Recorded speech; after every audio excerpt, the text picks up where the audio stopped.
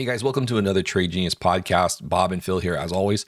We've got a big problem and it's the debt in this country, and really it's turning into a gigantic bomb and it's really going to affect the middle class. We have some data here that you really need to see, and then we're going to talk about how this will affect you and what you can do about it.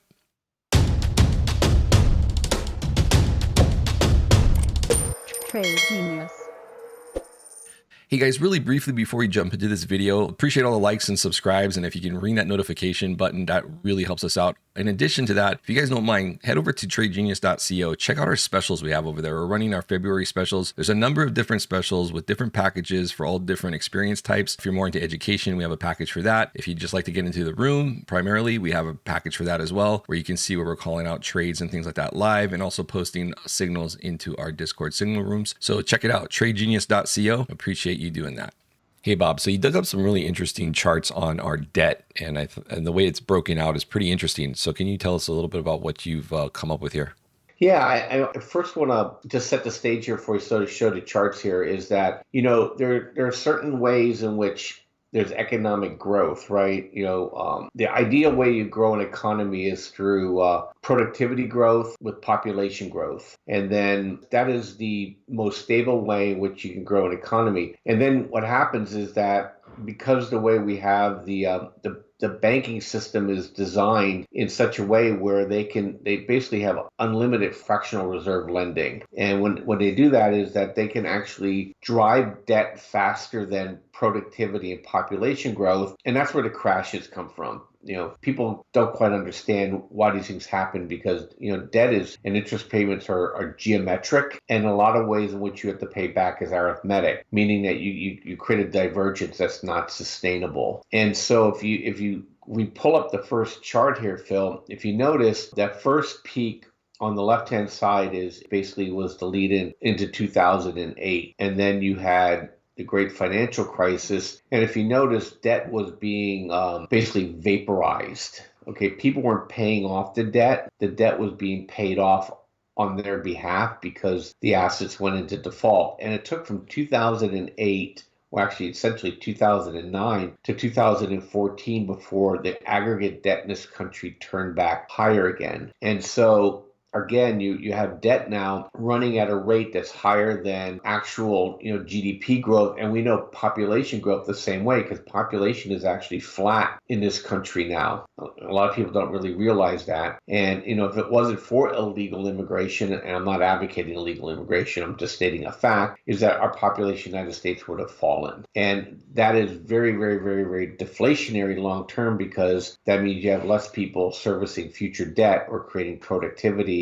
to be able to keep this debt engine going. But they pushed the debt up. And if you notice, look at that big red area. That's student loan debt. And the next chart will show you is not good. No bueno for people 20 to 40 years old. Okay. And you see here is that, look, this is debt by age. And so you have a situation where the younger generation is saddled with so much debt. And a lot of this debt is student loan debt.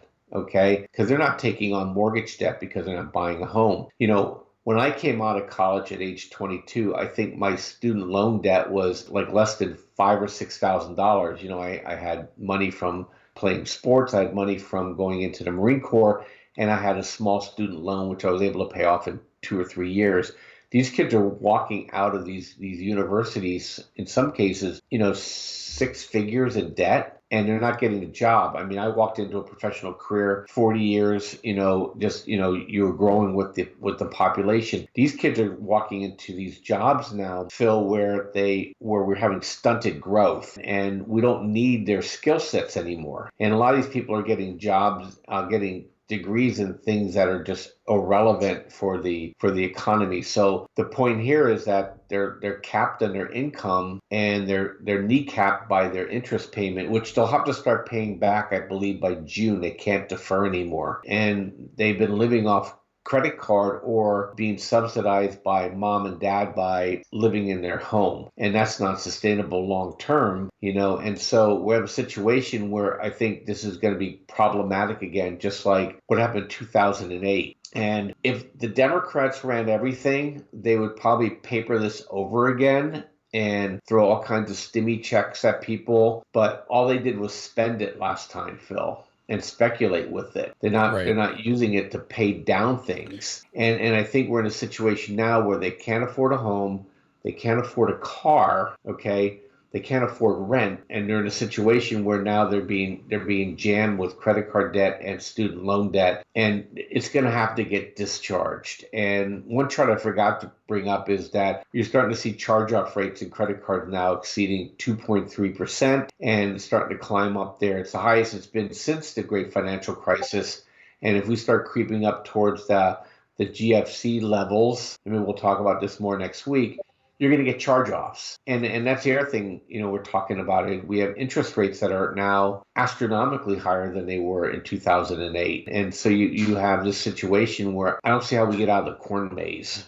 Okay. And so that's what I want to kind of share with you on that. And I'll throw the floor over to you and see if you have any, comments on that and what's your view on it? Well, I think that what's happening here is really, going to affect our grandchildren because I don't think this is going to get resolved.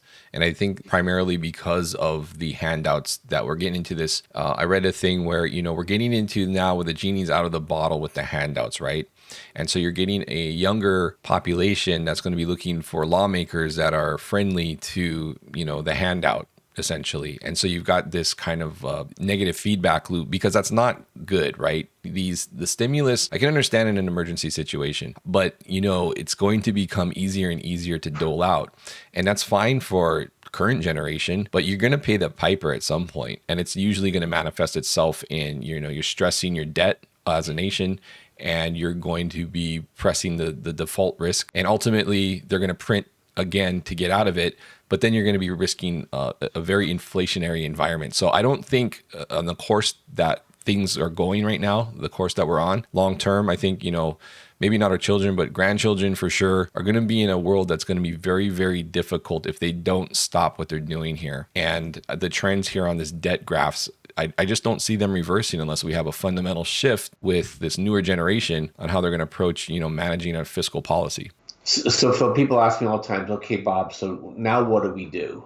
How do we, protect ourselves, or how do we even prosper through this? And so you're going to look through, there's a pyramid called Exeter's Pyramid or Exeter's Pyramid, where it's called rolling down the counterparty risk. And we're going to be in a situation where people are going to be leaving equities and they're going to be rolling into the, believe it or not, the U.S. Treasury market. And I know people are always thinking, oh, the dollar's going to collapse, We're the one-eyed giant in the land of the blind around the world. Money will pour into our bond and treasury markets as the cracks start forming around the world. And that's going to be a tremendous opportunity. In 2008, if you bought TLT ETF, Phil, you doubled your money, okay, in 9 months. And my expectation is that we'll see another move of that nature where you're going to be able to protect yourself, and then as we continue to roll down, I think once you start seeing the dollar up, gold up, Bitcoin up, then the end is nigh. And that's where you then want to get into the big Bitcoin move. And, even though gold miners will do well in this environment, the physical gold will do fine. Okay. But, my view on physical gold is not convenient. Okay. And so you want to rattle into the miners, they'll do well, but they still have equity risk associated with them because, the whole equity curve will be rolling down. And so it's going to lead Bitcoin at that point. And then I think the wild scenarios of pricing of Bitcoin will then come into the fore. So that's what I'm looking for myself personally. Treasury markets first, gold and silver miners second, Bitcoin third. And I don't mean that in order of priority. I mean just order of timeline in terms of when they're going to start really rocketing. And so that's my view on how we're going to have to deal with this debt engine. And if the other scenario happens and there's no default and they just start throwing money at the problem, then forget treasuries, and then you just go straight into energy, gold miners, silver miners, and Bitcoin and their related equities. So that's the only fork in the road, Phil, that I can't discern at this point. But right now I'm following Exeter's path. And if the bond market starts to unhinge and we get the no landing scenario, then you just go straight into the Fiat Protection Act and you go into those stocks. So kind of my view on how you deal with this scenario as it plays out. I think that's a really good macro take. And we also have a chart on a more micro take or more present take, and that's the retail investor chart here.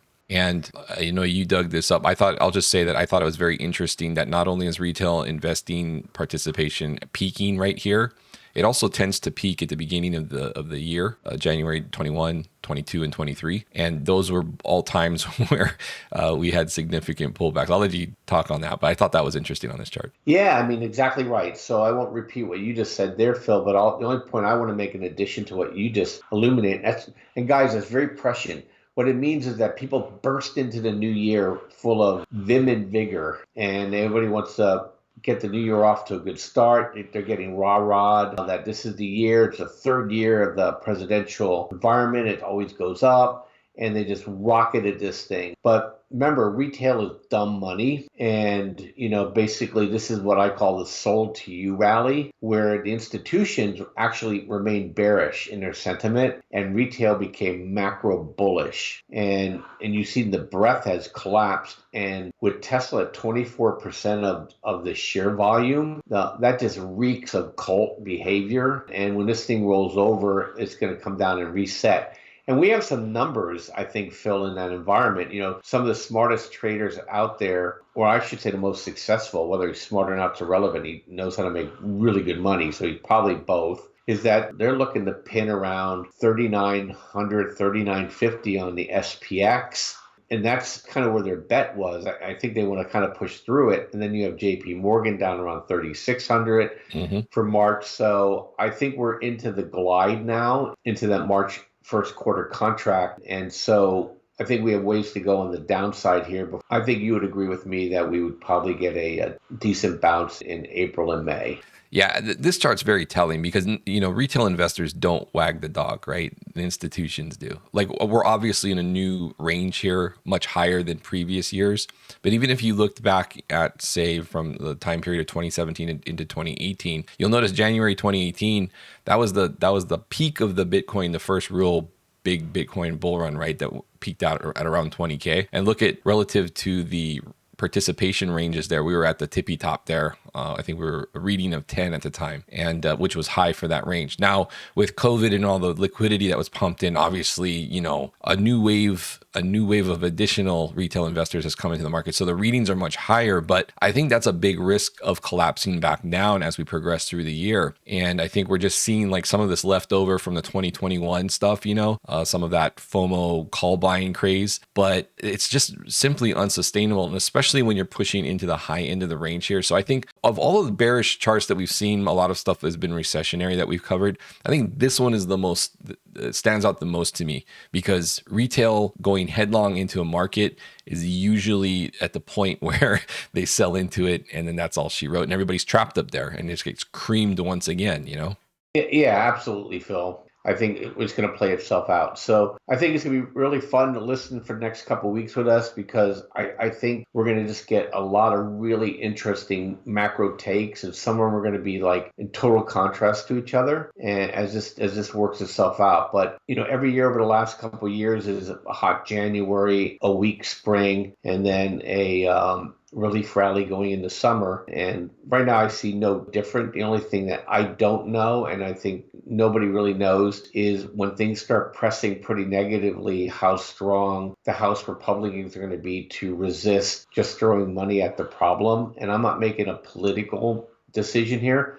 I'm just saying that if they relent, more money will come in. If they don't relent, it could extend things more on the downside. And we just don't know what can simply break at this point. A lot of times the Fed does things to things break, and the break is unknowable. That's one of the hard things out here. It's one of those things called you don't know what you don't know. And so you got to be prepared for that. And I'd rather miss a move higher than get caught into a vortex. And in 2008, a lot of people got caught in the vortexes because they thought they knew all the unknowns, and then more unknowns started showing up, and it became brutal. Yep, agreed. All right, guys, well, that's going to do it for this video. Thank you so much for watching. Please, please, please hit that notification bell. If you do anything, that would help us out a lot. Also, check out our specials on our tradegenius.co website, and we will see you on Monday. Enjoy your long weekend. Take care.